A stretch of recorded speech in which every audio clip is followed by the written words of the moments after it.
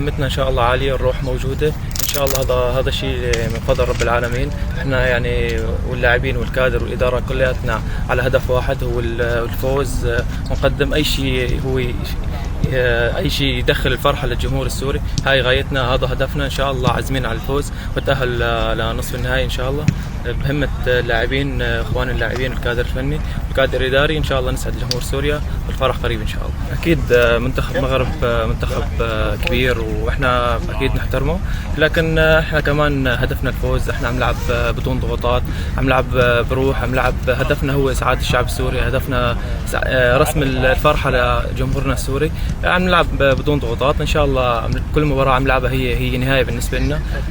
هدفنا هو الفوز وان شاء الله التاهل. صراحه ان يعني مواهب سوريه صاعده، بنتمنى الاهتمام فيهم بشكل كبير، وان شاء الله هن اكيد محترفين ولاعبين راح يكونوا بالمستقبل كبار ويفيدوا المنتخب ويسعدوا الجمهور السوري.